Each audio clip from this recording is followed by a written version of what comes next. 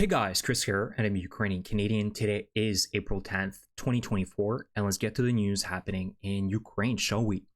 So today's going to be a very quick map update, and then at the end I'm going to talk about some other news. So let's get to it. First, I want to talk about Central Donbass, and again, we've been talking about these two sectors very often.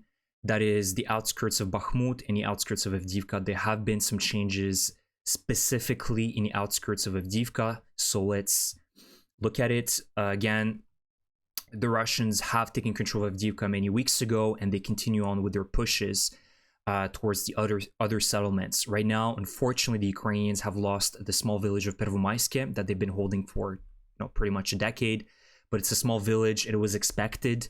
And right now, I think the main strategy of the Ukrainians, of course, keeping their positions are now at the higher ground. So that is in Semenivka, Umanske, Yasnobrodivka, Netailove, and Berdichi. You can see that the Russians have gotten closer and closer towards Umanske. Right now, there's a river, small stream, and a reservoir that is kind of dividing the Ukrainian positions and the Russian positions. So this will be more complicated for the Russians to cross. And as we've seen with Orlivka and Berdichi, the Russians are now unable to cross and get past these bodies of water and also the heights that the Ukrainians are currently controlling. So unfortunately, you see that the Russians have the momentum still in this sector, and that is thanks to the efficiency of their new doctrine of Meatwaves, which they have fully and successfully implemented. That means that anybody can be part of the Meatwave assaults. It's either you're useful for the Meatwave or you're not. And so there is pretty much no categories that divide. You can be homeless, you can be hopeless, you can be jobless, and you will be thrown at the front line to storm Ukrainian positions. So all of these gains that the Russians have made, even though they are gaining ground, it's at extremely high cost for the Russians and casualties. And we're definitely seeing the drought in terms of armored vehicles, because now the Russians are moving more and more of these Chinese buggies that they've been receiving, some very old MTLBs, BTRs, the T-62s, the T-55s. There's really very little left in terms of modern weaponry. So the Russians have still plenty of old Soviet legacy weaponry, but that is, of course, garbage weaponry. And as we've seen, they don't shy away at throwing dozens of these vehicles throughout the front line. But right now, unfortunately, the Ukrainians, with the drought of shells and ammunition, don't have any other alternative but to use FPV drones and different types of drones rather than covering the Russians with dozens, if not hundreds, of artillery shells in this sector. Additionally, Chasiv Yar, we've talked about it. This is the outskirts of Bakhmut. The Russians have gained some ground in the outskirts in the last few months, and their main goal right now is Chasiv Yar. One thing that's been frustrating for me to see the last few days, I've seen some videos of the Russian pilots operating Su-25s and Su-24s, and they've been flying freely in this sector and dumping bombs, especially the glide bombs and missiles, freely without any feeling of threat, which is very surprising because we know that many weeks ago the Ukrainians were able to shut down jet fighters left and right, and I think that is a direct result of the Ukrainians losing this Patriot missile that they've been secretly using in Donbass to destroy Russian jet fighters. And of course, the Russians were able to destroy this Patriot system, unfortunately, and so the Ukrainians right now cannot spare another one, as they only have, I think, 2 or 3 of them left, even though we know that all around the world there's hundreds of them available. But for some reason, especially the United States, they don't want to transfer them to the Ukrainians.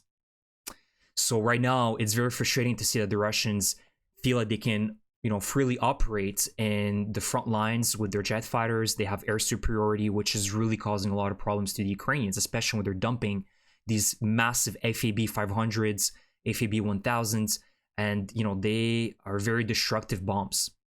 So unfortunately, you're feeling this drought of air defense in this sector specifically, and that really showcases that the Russians have this as a priority number 1 right now, is Chasiv Yar for this summer offensive. In the north, there's nothing really to report on. The only thing I want to mention is that the Russians right now are putting a lot of pressure, and we're hearing a lot of news of Terne. So this is sort of the western side of Kremina, where they're putting a lot of pressure to take this village of Terne and Yampolivka. That's by the Zherebets River, this small little river essentially that gives the Ukrainians some edge at defending the northern sector of Donbass. And again, in the south of Donetsk, so that is south of Avdiivka, there's multiple Russian pushes right now at different sectors. One is Krasnohorivka. So this is kind of the second, I would say, Avdiivka. It's a much smaller city of about 15 to 20,000 people prior to the war. But it's another Ukrainian stronghold. The Russians have been trying to gain some ground here without any success. So thankfully, the Ukrainians are continuously able to defend their positions in the city of Krasnohorivka. There's another push, of course, around the area of Marinka.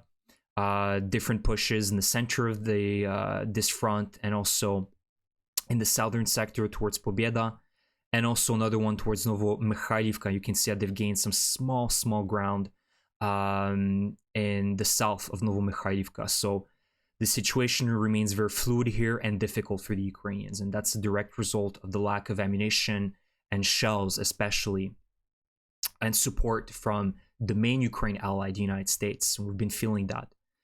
And of course, in the southern sector in Zaporizhia, there's less pressure, but I think the biggest front line is, of course, Robotine. So the Russians are trying to reclaim back the lost territory from the Ukraine offensive in 2023. So Robotine right now is getting pounded by the Russians, and it's mostly Meatwaves. And thankfully, due to the skill of Ukrainian FPV drone operators, I've been seeing very gruesome footage of Russians just getting thrown off here, and then they get instantly attacked by a Ukrainian FPV drone. So thankfully, the Russians right now are unable to take control of this small village. And so, as I've said previously, this is not a very advantageous position for the Ukrainians to be in, because they don't have the momentum here, and they're getting attacked from three different sides, basically the east, the western sector, and also in the central sector. So it's very difficult to hold this position. We can only hope that the Ukrainians are going to be successful with that. But you can also understand that it's not impossible that the Russians might be able to drive out the Ukrainians from this sector, especially when we're considering that the Ukrainians are not receiving enough ammunition right now.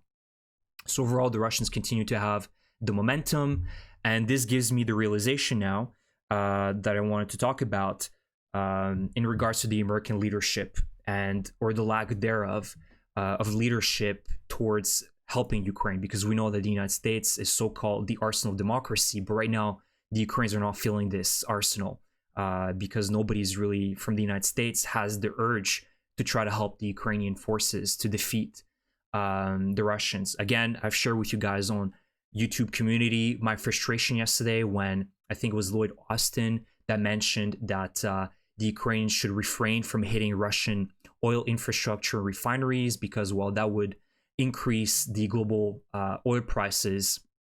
And now today it's been voiced that by some American officials that Russian oil infrastructure is apparently civilian infrastructure. I'm sorry, but that is complete utter BS. And we know that the Russians, how are they able to move into Ukraine with their armored vehicles?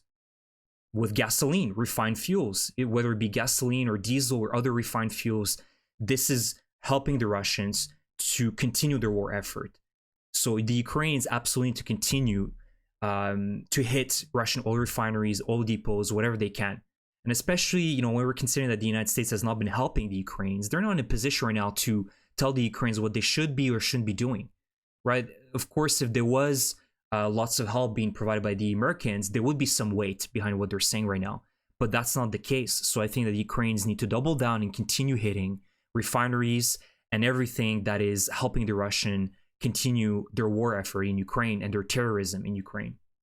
And, it's all the result of essentially with the way that the American government and system works. Change of leadership every 4 years, economic interests, right? As soon as the economy goes bad, well, then, the leadership needs to answer for that, geopolitical interests. So we've seen that in the long run, the allies of the Americans cannot count on them in the long run. We've seen that the Americans have been very, very helpful, or I should say the American leadership has been crucial for allowing the Ukrainians to be in the game against Russia for the first year and a half. But now we've seen this essentially retreat in help. And in the long run, it makes me realize that the American leadership is completely unreliable and the Ukrainians can only count on themselves. And I think as a result of that, they need to start rallying countries that are more and more countries that are in in the direct pathway of Russia. That is the Baltics. They've always been in the game. We've seen France especially wake up. The Macron administration has woken up and it has started taking the lead in Europe against Russia.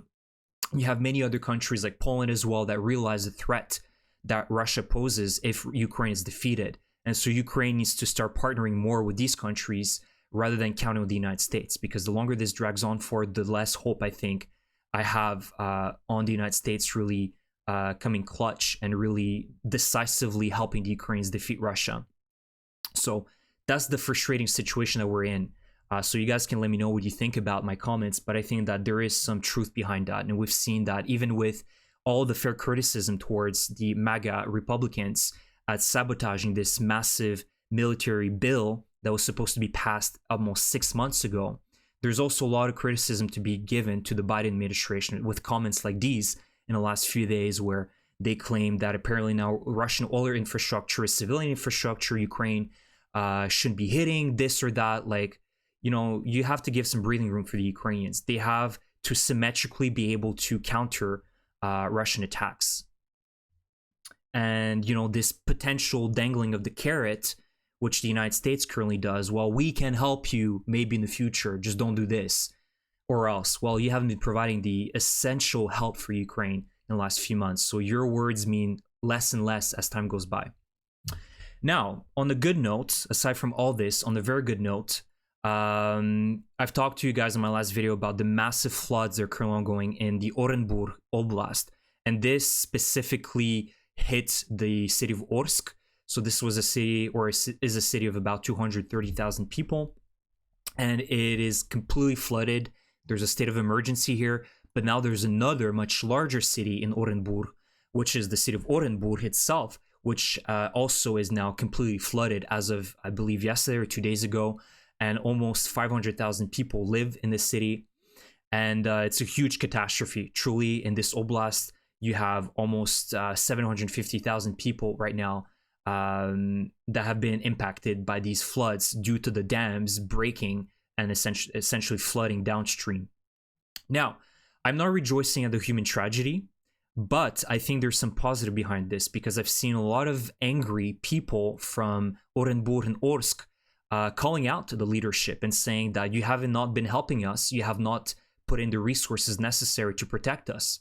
And so this is essentially the wake-up call for Russian people, because you can bet that all this aging Soviet infrastructure is going to continue breaking away as the Russian leadership is prioritizing the war over the safety of its citizens. So all these angry citizens, I don't believe they're against the war in Ukraine, but they will realize that it's a mistake to attack Ukraine and pull all your resources into a war that is senseless when all your infrastructure is crumbling away. And you won't even believe what the current leaders and the people that were in charge of these dams that broke away, what they said. One of them mentioned that apparently it was the fault of rodents, especially in the case of Orsk, that ate through the dam and then essentially created holes and then weakened the structure and broke it. And then I've heard recently that more officials are claiming that Kazakhstan is responsible for this disaster. So I don't understand the logic. The people downstream in the south are responsible for the dams that were built in the north. Absolute nonsense. So you can sense that the Russians are, especially Putin, is losing control over this oblast. And I can only hope that that is going to be something that's going to continue, because I think that's the only way really that you're going to waken up the Russians at the sheer corruption that is currently ongoing in Russia and how Putin is not working for the interest of the Russians.